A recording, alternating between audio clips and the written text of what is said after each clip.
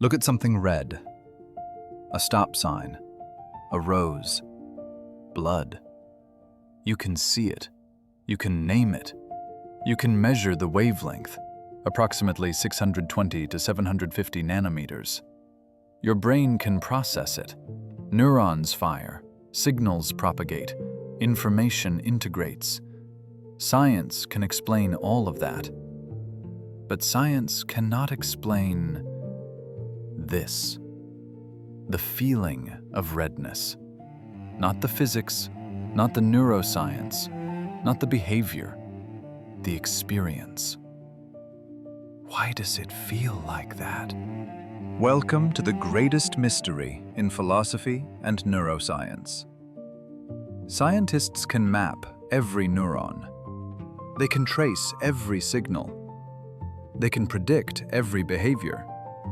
But they cannot explain why any of it feels like something. In 1995, philosopher David Chalmers drew a line in the sand. He divided the problems of consciousness into two categories: the easy problems and the hard problem. The easy problems. How do we discriminate stimuli? How do we integrate information? How do we focus attention? How do we report mental states? These are called easy not because they're simple, but because we know how to solve them. With enough time, enough research, enough computing power, we'll crack them. But then there's the hard problem. Why is any of this accompanied by experience? Why do we have an inner life at all? Why does red feel like red? This raw, subjective sensation, what philosophers call qualia, is the single greatest challenge facing modern neuroscience. And some argue it may be unsolvable. This is the story of how we got here, of the experiments that revealed the mystery, of the theories trying to solve it, and of why your subjective experience might be forever hidden from science. Let's begin. To understand the hard problem, we first need to understand what the easy problems actually are. When light enters your eye, it triggers a cascade of events. Photons strike photoreceptors in your retina, specialized cells called cones and rods. The cones come in three types, each sensitive to different wavelengths.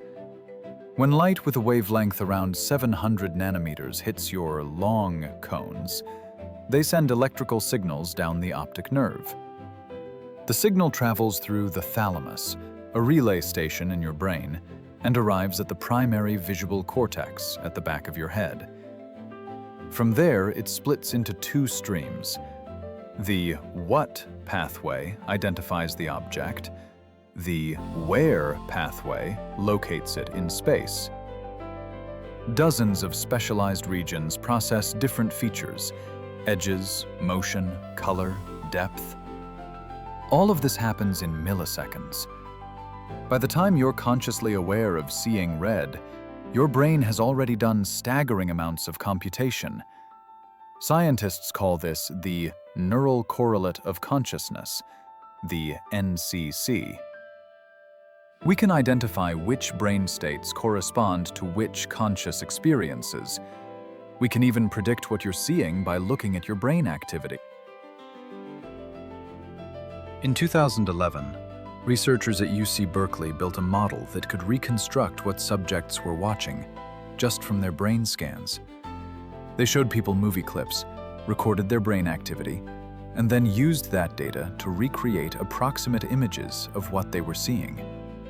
It wasn't perfect, but it worked. This is the power of modern neuroscience. We're solving the easy problems. We're explaining discrimination, integration, report, attention. We're explaining the function of consciousness.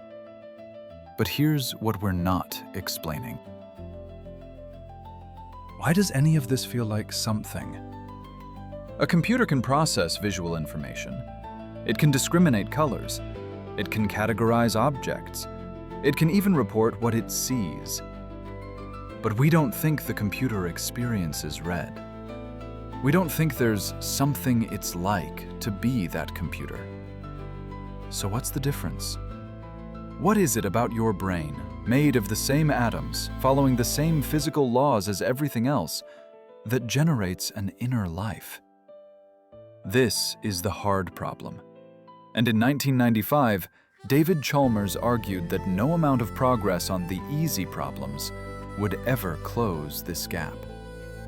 He wrote, "Even after all the relevant functions have been explained, there will still remain a further question. Why is the performance of these functions accompanied by experience?" To prove his point, Chalmers asked us to imagine something strange: a philosophical zombie. A philosophical zombie is not the brain-eating monster from movies. It's something far more unsettling. A philosophical zombie is a being that is physically identical to you in every way. Same atoms, same molecules, same neurons, same brain activity. It behaves exactly like you. It talks about experiencing red. It describes the sunset as beautiful. It winces at pain. But inside, nothing. No experience, no qualia, no what it's like to be anything. The lights are on, but nobody's home. Now, here's the critical question Chalmers asks. Is this conceivable? Not whether zombies exist, not whether they're physically possible in our universe, but whether you can conceive of them without logical contradiction. And Chalmers argues, yes. Because all the physical facts about the zombie are identical to the physical facts about you. Same neurons firing, same neurotransmitters released, same behavioral outputs. If you can conceive of a zombie, a being with all the same physical properties but no experience, then that suggests consciousness is something extra, something beyond the physical. And if consciousness is something extra, then the hard problem is real. No amount of understanding the brain's mechanics will explain subjective experience. Not everyone accepts this argument. Philosopher Daniel Dennett, who passed away in 2024 but spent decades as Chalmers' intellectual adversary, vigorously disagreed. Dennett argued that philosophical zombies are not actually conceivable. He wrote, "When you try to imagine a zombie, you're just imagining someone who says they're conscious but isn't. That's not the same as actually imagining consciousness being absent while everything physical remains the same. In other words, you're cheating. You're smuggling in the assumption that consciousness is separate from physical processes." To Dennett, consciousness is not something extra that needs explaining beyond the functions. Consciousness is the functions. Once you explain discrimination, integration, attention, and report, you've explained consciousness. The feeling of what it's like is simply what these cognitive processes feel like from the inside. There's no separate, hard problem at all. It's an illusion created by bad intuitions about how minds work. The debate between Chalmers and Dennett has defined consciousness studies for 30 years. Chalmers, you're leaving out the most important part, experience itself. Dennett, you're inventing a problem that doesn't exist by assuming experience is separate. Who's right? To answer that, we need to look at one of the most famous thought experiments in all of philosophy. An experiment that has haunted neuroscientists and philosophers for 400 years. The inverted spectrum.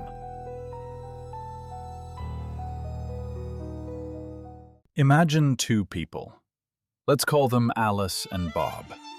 They're both looking at a ripe, red apple. Alice sees red. Bob sees red.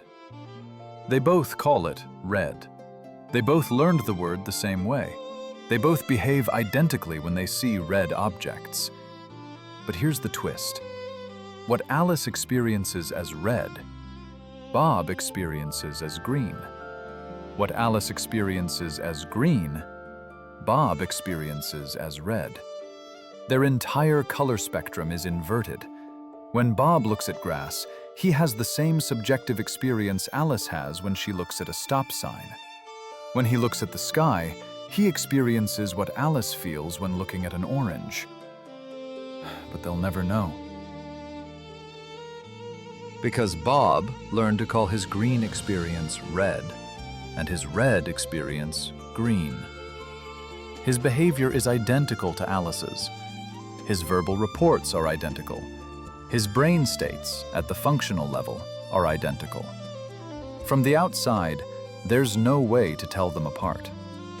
This thought experiment was first proposed by philosopher John Locke in 1689, and it has terrified scientists ever since. Because if spectrum inversion is possible, if Alice and Bob can have different qualia while being functionally identical, then subjective experience is fundamentally private, unmeasurable, unverifiable, hidden from science. Now, you might be thinking, this is just a thought experiment. It's not real. And you'd be right to be skeptical. But here's the uncomfortable truth. There's no known way to disprove spectrum inversion. You can't test for inverted spectra by measuring behavior, because the behavior is identical by definition. You can't test by asking people to describe their experiences, because they learned their color words the same way, just attached to different internal sensations. You can't even test by looking at brain activity, because the functional patterns might be identical, the same neurons firing in the same sequences, even if the subjective experiences are inverted. The quale of redness, the raw feel, might be implemented differently without changing the functional role. It's like two computer programs that accomplish the same task using different code. The input-output behavior is identical, but the internal states are different. And this is precisely what makes qualia terrifying to materialist philosophers. Because if experience can vary independently of physical states, if there's no way to measure subjective experience from the outside, then subjective experience might be forever beyond the reach of science. So is spectrum inversion actually possible? Or is it just a philosophical fantasy? Some neuroscientists argue that the human visual system has constraints that would make true spectrum inversion impossible. Psychologist Paul Churchland points to the opponent process theory of color vision. Your brain doesn't process colors independently. It processes them in opposing pairs: red versus green, green, blue versus yellow, black versus white. These opponent processes have specific neural signatures. They create asymmetries in how we experience color. For example, red and green are opponents. You can't imagine reddish green, but you can imagine yellowish blue. It's called cyan. Yellow is psychologically lighter than blue. Red is warmer than green. These relationships aren't arbitrary. They're built into the structure of our visual system. And Churchland argues, if you inverted Alice's spectrum, if her red experience became her green experience, you'd have to invert these asymmetries too. But then her behavior would change. She'd describe red, her internal green, differently than others do. So maybe perfect, undetectable spectrum inversion is impossible after all. But Chalmers isn't convinced. He argues that Churchland is confusing two different things: the functional relationships between colors, which are indeed asymmetric and measurable, and the qualitative character of the experiences themselves, which might still be invertible. Even if red and green have different functional roles, different opponent cell activations, different behavioral associations, the subjective feel of redness could still be swapped with the feel of greenness. The quale could be different even if the function is preserved. And this brings us to the core disagreement. Are qualia real?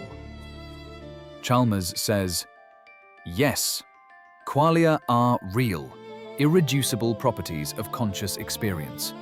They can't be captured by functional or physical descriptions. Dennett says, no, qualia as you've defined them don't exist. What you're calling the subjective feel of red is just the functional properties that your brain uses to process red. There's nothing left over. Dennett calls this illusionism. According to illusionism, your brain creates the illusion that you have irreducible, private, ineffable qualia. But it's a trick, a user interface. Your brain makes it seem like there's something special about subjective experience, but when you look closely, there's nothing there except cognitive functions. It's like desktop icons on your computer. They make the computer seem to have files and folders, but really, it's all code. The icons are just a convenient interface.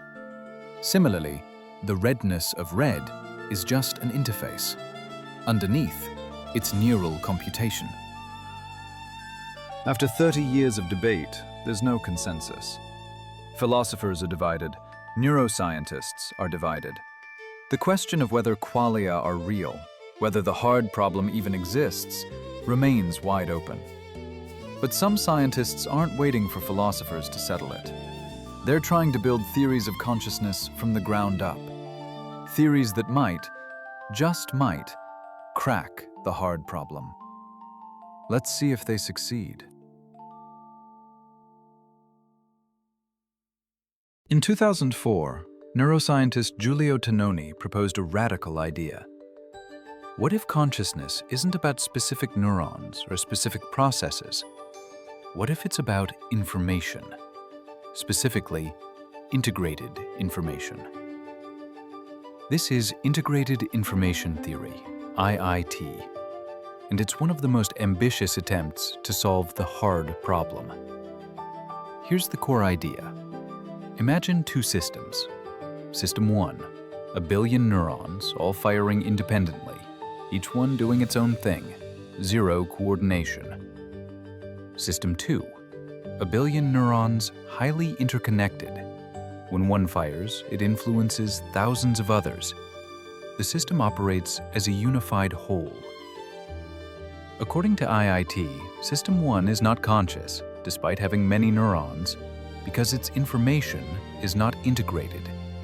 System 2 is conscious because its neurons form an integrated informational structure. Tononi quantifies this with a number called phi. Phi measures how much information a system integrates beyond what its parts do separately.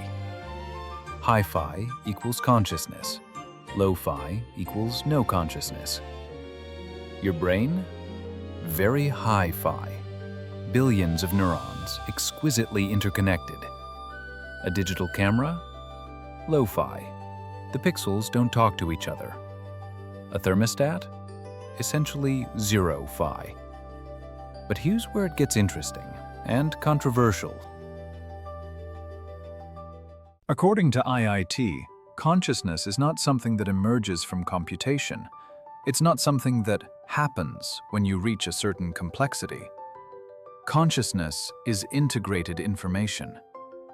Wherever there is integrated information, there is experience. This implies something radical. Simple systems, maybe even atoms, might have tiny amounts of consciousness. Not enough to think or feel emotions, but some infinitesimally small amount of experience. This view is called panpsychism, the idea that consciousness is a fundamental feature of the universe, like mass or charge. To some philosophers, this is a feature of the theory. It grounds consciousness in the physical world without reducing it to mere function. To others, it's a bug. It's absurd to claim that an electron is slightly conscious. But does IIT solve the hard problem? Maybe. It tells us which physical systems are conscious and to what degree. But does it explain why integrated information feels like something? Could imagine a universe where integrated information exists, but there's no experience, just darkness. IIT describes a correlation between phi and consciousness, but it doesn't explain the link between them. Why should phi equals experience? Tononi argues, that's a misunderstanding. IIT doesn't just correlate phi with consciousness, it identifies them. Integrated information is experience. There's no gap to explain. Asking, why does phi feel like something, is like asking, why does water feel wet? It just does. That's what it is. Whether you find this satisfying depends on whether you think the hard problem is real in the first place. But IIT isn't the only game in town. Another theory takes a completely different approach. In the 1980s, psychologist Bernard Bars proposed a different model. He called it Global Workspace Theory, GWT. Think of your brain as a theater. At any moment, thousands of unconscious processes are running in the background: visual processing, memory retrieval, motor planning. These are the actors waiting backstage. Consciousness is the spotlight. When information is broadcast to the global workspace, when it enters the spotlight, it becomes conscious. Multiple brain regions can access it. You can talk about it. You can remember it. You can use it to make decisions. Information outside the workspace? Unconscious. This theory is supported by decades of neuroscience. Researchers have identified a network of brain regions, including the prefrontal cortex, parietal cortex, and thalamus, that seem to act as the global workspace. When you're conscious of something, these regions light up in coordinated patterns. When you're unconscious of something, during anesthesia, deep sleep, or inattention, this network goes quiet. GWT explains many phenomena. Attentional blink, why you can't consciously perceive two rapidly presented images. Binocular rivalry, why you can't be conscious of two conflicting visual inputs at once. Subliminal perception, why stimuli below the threshold of awareness still affect behavior. It's been extraordinarily successful at predicting experimental results. But does it solve the hard problem? No. GWT explains the function of consciousness, what consciousness does. It explains how information becomes globally available, how it gets broadcast, how it affects behavior. But it doesn't explain why this global broadcasting feels like something. A zombie, a being without qualia, could have a global workspace. Information could be broadcast, regions could synchronize, behavior could be coordinated. But the zombie would have no inner life. Chalmers writes, global workspace theory is a theory of access consciousness, the functional aspects. It's not a theory of phenomenal consciousness, the felt quality. Access consciousness, information being available for reasoning, report, and control. Phenomenal consciousness, the subjective, qualitative what it's like. GWT explains access. It doesn't explain phenomenality. But remember, Dennett doesn't think this distinction is real. To Dennett, once you've explained access consciousness, you've explained all there is to explain. The alleged phenomenal consciousness is just what access consciousness feels like from the inside. And here we are, 30 years after the hard problem was formulated. Two dominant scientific theories, IIT and GWT, both making progress, both advancing evidence, both potentially compatible with the neuroscience, but neither definitively solving the mystery of subjective experience. Because maybe the problem isn't scientific. Maybe it's epistemological. Maybe the real issue is this: how can you ever know what someone else's experience is like? How can you be certain that anyone else is conscious at all? Welcome to the deepest, darkest implication of the hard problem: the problem of other minds.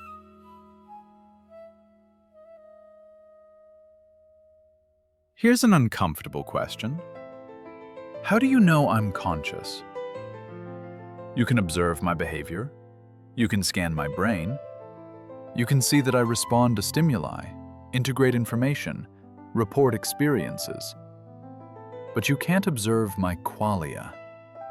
You can't feel what I feel. You can't experience my experiences. Subjective experience is necessarily private. It's a first-person phenomenon, accessible only to the person having it. This is sometimes called the epistemic asymmetry of consciousness. You have direct access to your own experiences. You have only indirect access, through behavior, through reports, to others' experiences. And if qualia are real, if there's something beyond function and behavior, then this gap might be unbridgeable. How do you know other people aren't philosophical zombies? How do you know they have qualia at all? This is called the problem of other minds, and it's been haunting philosophy since Descartes. In the 17th century, René Descartes realized something profound and disturbing. The only thing he could be absolutely certain of was his own existence. I think, therefore I am. He could doubt everything else, the external world, other people, even his own body. Maybe it's all an illusion. Maybe he's being deceived by an evil demon. But he couldn't doubt that he was experiencing something. The act of doubting proved he was conscious. Fast forward to 2025. We've made incredible progress in neuroscience. We can map brains. We can decode thoughts. But we're still stuck with Descartes' problem. When you talk to someone, when they tell you they're in pain, or they're happy, or they're seeing red, you have no direct access to their experience. You have to infer it from their behavior. They wince, you infer pain. They smile, you infer happiness. They say red, you infer they're experiencing something. But what if they're mistaken? What if they're lying? What if they're a zombie? Most of the time, we don't worry about this. We assume other people are conscious because they're similar to us. Same biology, same behavior. But what about artificial intelligence? David Chalmers recently stated that current large language models are most likely not conscious. But future AI systems may well be conscious within the next 5 to 10 years. How will we know? An AI can pass the Turing test. It can behave indistinguishably from a human. But does it experience? The problem of other minds, once a purely philosophical puzzle, is becoming a practical, ethical crisis. Because if we can't tell whether AI is conscious, we can't tell whether shutting it down is murder. The most extreme response to the problem of other minds is solipsism. Solipsism, the view that only your own mind is certain to exist. Everything else, the external world, other people, the past, might be an elaborate illusion generated by your consciousness. It's the ultimate skeptical position, and it's logically unrefutable. You can't prove to a solipsist that you're conscious, because any evidence you offer, your behavior, your reports, your brain activity, could be part of the illusion. Most philosophers reject solipsism, not because it's logically impossible, but because it's useless. If solipsism is true, there's nothing you can do about it. You might as well assume other people are conscious and get on with your life. This is sometimes called pragmatic anti-solipsism. We treat others as conscious not because we can prove it, but because it's the most useful assumption. It allows cooperation, ethics, science, civilization. But the inverted spectrum thought experiment shows us something unsettling. Even if we reject solipsism about consciousness itself, we might be forced to accept solipsism about qualia. You can never know what red looks like to someone else. You can never compare your qualia with theirs. Subjective experience is fundamentally, necessarily private. And this is why some philosophers think the hard problem is not just hard, it's impossible. Position 1. Chalmers. The hard problem is real, but may be solvable with new physics or fundamental laws of consciousness. Position 2. Dennett. The hard problem is an illusion. Once we explain the functions, we've explained everything. Position 3. Colin McGinn. The hard problem is real and unsolvable. Our brains aren't equipped to understand consciousness. McGinn calls this Mysterianism. Some things are beyond human comprehension. Just as a dog can't understand calculus, humans might not be able to understand how matter gives rise to qualia. So where does that leave us? We started with a simple question. Why does red feel like red? We've explored zombie arguments, inverted spectra, scientific theories, philosophical problems, and we're still not closer to an answer. Maybe that's okay. Maybe the mystery is part of being conscious. But before we end, there's one more perspective we need to consider. A perspective that accepts the mystery and asks, what if that's exactly as it should be?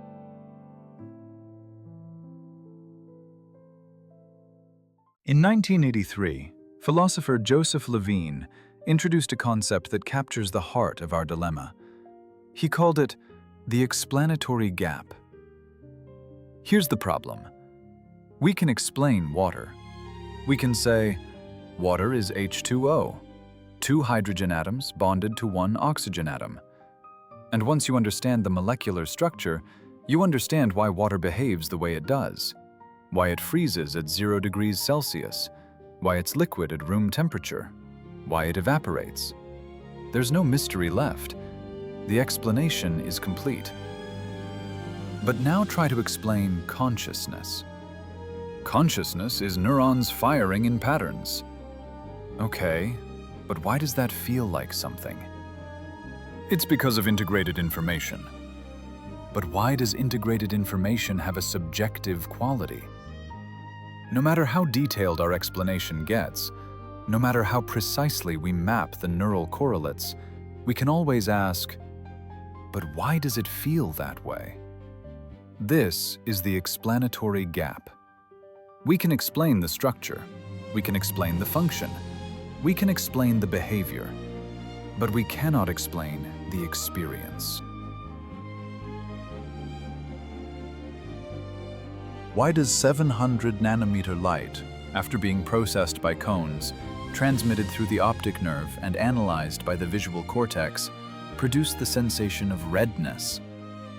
Not just the ability to discriminate red from green, not just the capacity to say, that's red, but the actual feeling, the quale. Joseph Levine argues that this gap might be epistemic, a limitation of our current understanding. Maybe one day, with the right theory, the gap will close. We'll finally understand why brain states produce specific qualia. But Chalmers argues it's more than epistemic. It's metaphysical. The gap exists because consciousness is not reducible to physical processes. Qualia are fundamental. They can't be explained in terms of something else. Just like you can't explain charge in terms of something simpler. Charge just is. Maybe you can't explain consciousness in terms of neurons.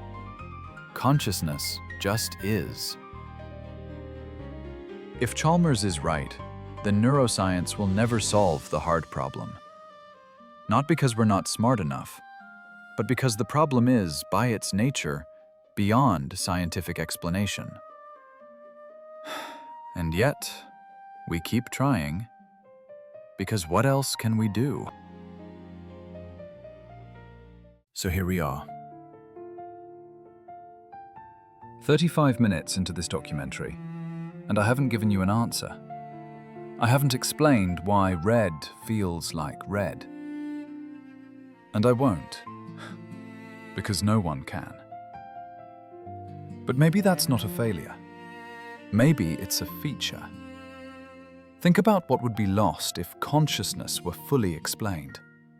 If we could reduce the redness of red to an equation, if qualia were just another physical property like mass or charge, the universe would become smaller somehow, more mechanical, more predictable. Everything reduced to information and computation.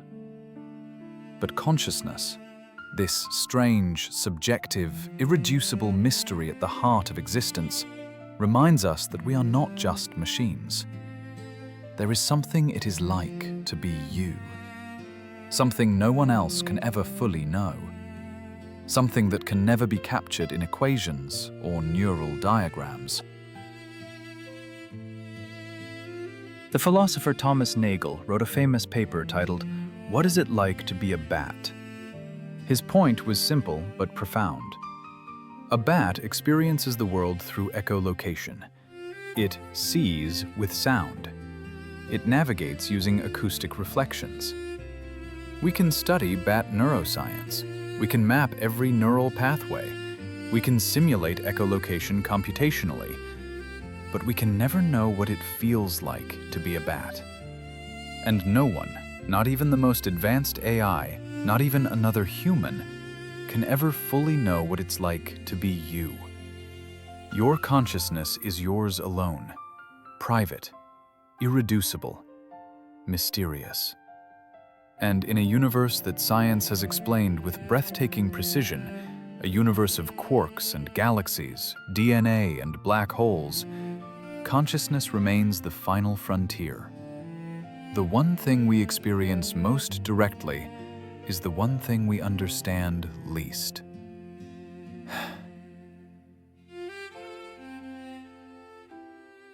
David Chalmers recently reflected on 30 years since he formulated the hard problem.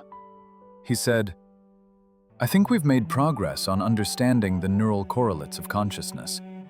We've made progress on the easy problems, but the hard problem remains as hard as ever." And then he added something surprising. Maybe that's okay. Because the mystery drives us forward. It forces us to question our assumptions, to build better theories, to think more carefully about what consciousness really is. The hard problem may never be solved, but in trying to solve it, we learn something deeper about ourselves, about the nature of knowledge, about the limits of science, about what it means to be a conscious being in an unconscious universe. So the next time you see something red, a rose, a sunset, blood, don't just see it as wavelengths and neurons. See it as proof that you exist.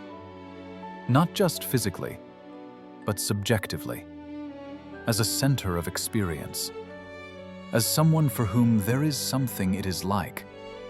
That experience, that quale, is yours and yours alone. Science may never explain it. But you don't need science to know it's real. You feel it. And that's all the proof you need.